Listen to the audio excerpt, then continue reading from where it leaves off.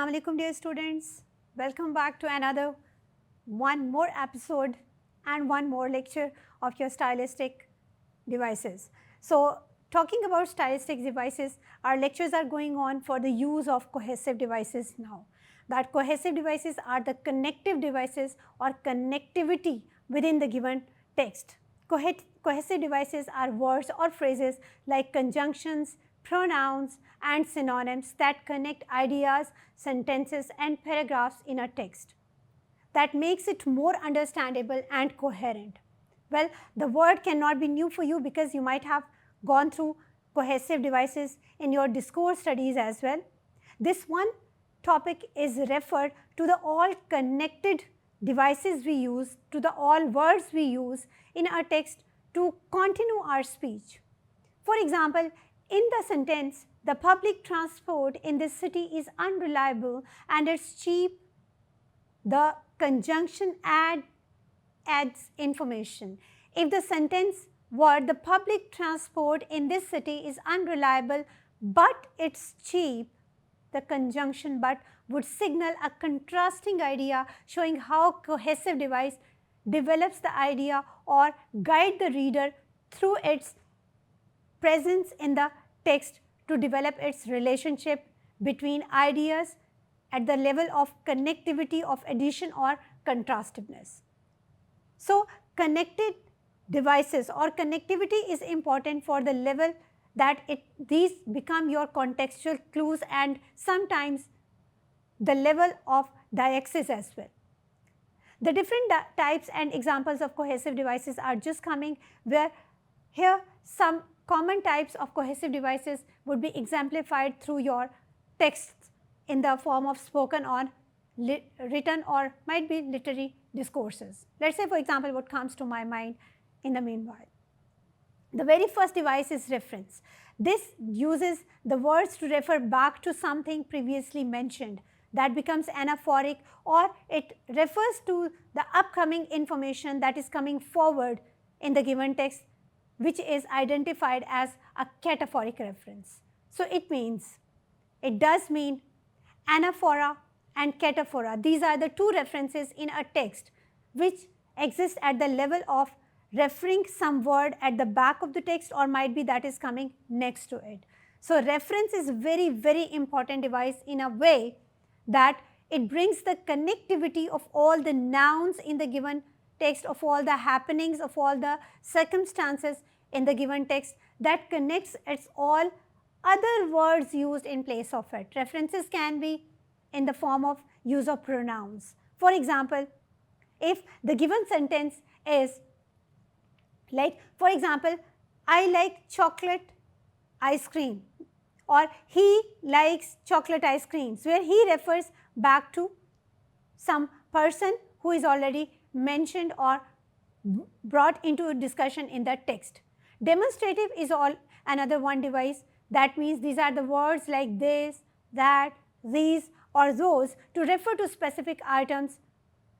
It does mean the words are identifying the words which are already present in the given text. Wordsworth's poetic examples are there. For example, I wandered lonely as a cloud that floats on high over vales and hills.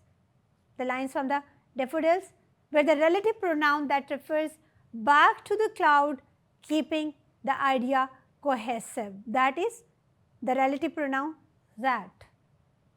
She dwelt among the untrodden ways beside the springs of dove. What's that she? It's again nature. Yes. Second device is substitution. After referencing, the second device is substitution.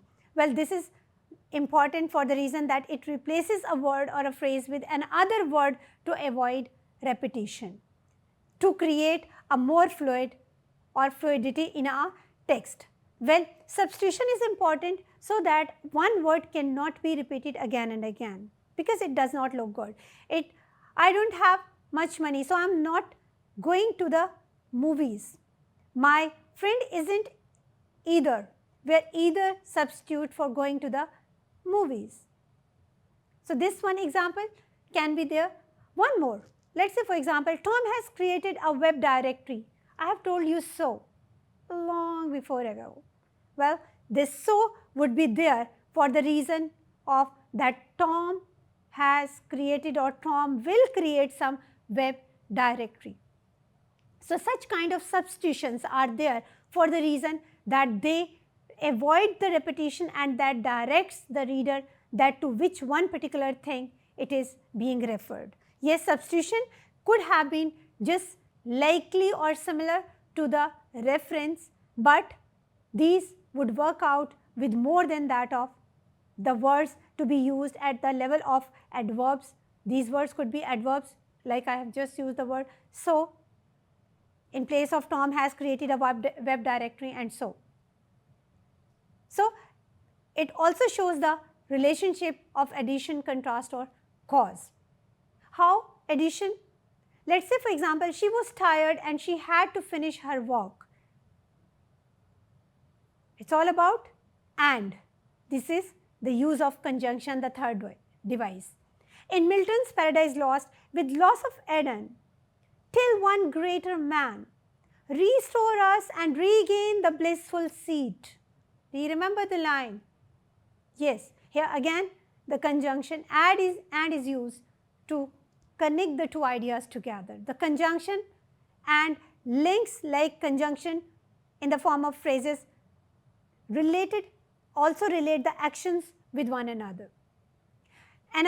One conjunction is at the level of contrast that brings the contrastive nature between the two. He tried hard, but he did not pass the exam.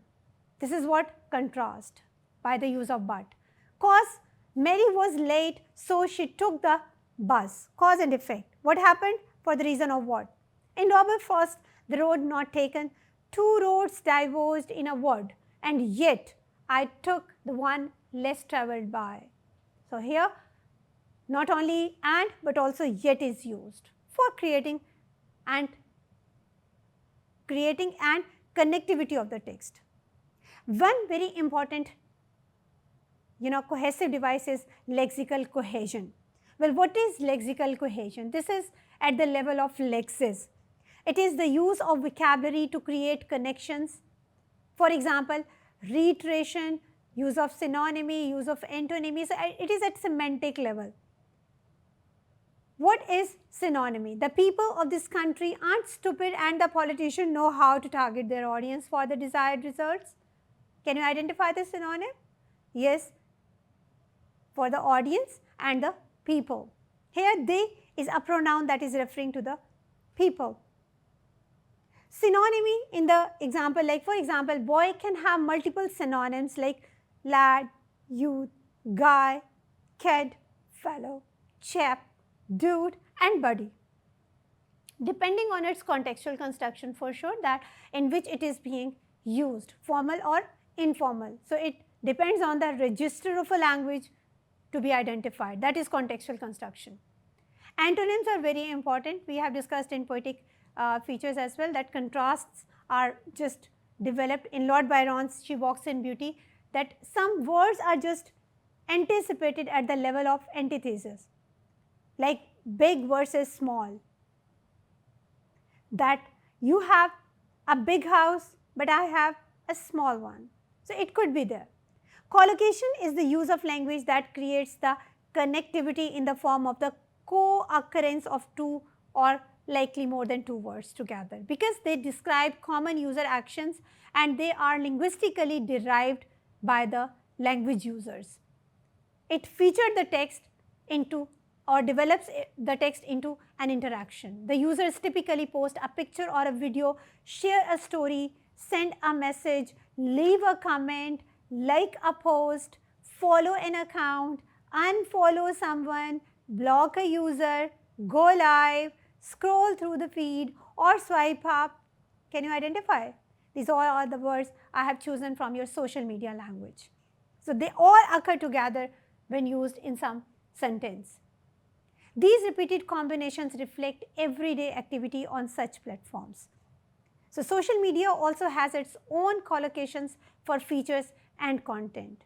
Expressions like news feed, profile picture, this is also about your social media language. I have brought the examples from your own common day language so that you must memorize that these are the words which are collocations. Profile picture, cover photo, although a compound noun, but what word is used for what?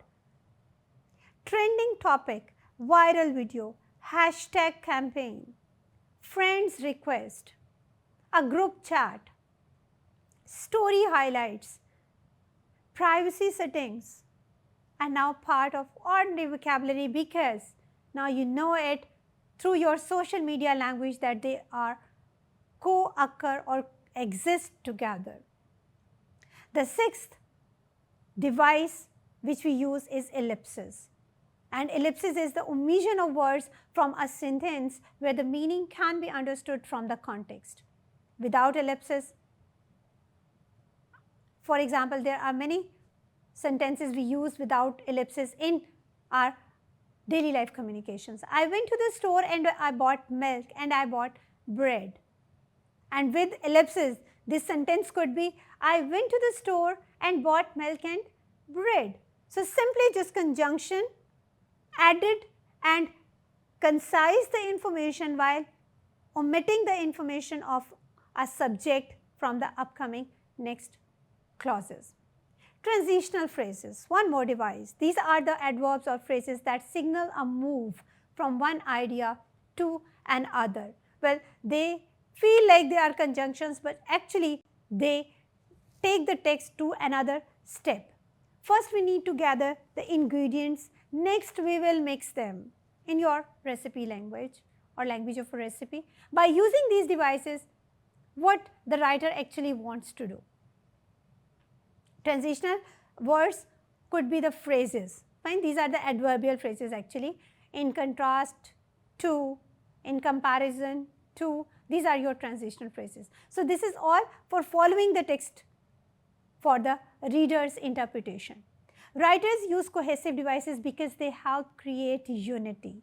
They help to create clarity and smooth flow in a text. Cohesion itself is the use of words that brings the connectivity of the words together for interpretation. It is what links the words, sentences or paragraphs together so that the text is not a random one or random collection of statements or the words, but it should be an organized and a whole one content to create one particular meaning. So cohesive device is important in your stylistic analysis for the reason that we can analyze only a discourse in stylistic analysis rather than the individual sentences. We have discussed it in our very, primitive or previous lectures or the early lectures that stylistic analysis would work out with a discourse rather than single or individual sentences for the reason that one sentence would not be meaningful in stylistics until and unless it is contextually bound in advertisements or in the form of taglines. We'll discuss it in your upcoming lectures as well, that how the taglines, only the individual lines would be meaningful without all that burdened or overburdened text inside it. Fine. So cohesive device is one of the features that develops your text or the individual lines into the form of a discourse for stylistic analysis. This is all about your different cohesive devices and their types. We will discuss and explore the cohesive devices in some specific text in our upcoming lecture. Till that time, stay safe, stay blessed, and do connected with me in your upcoming lecture. Take care. Have a nice day.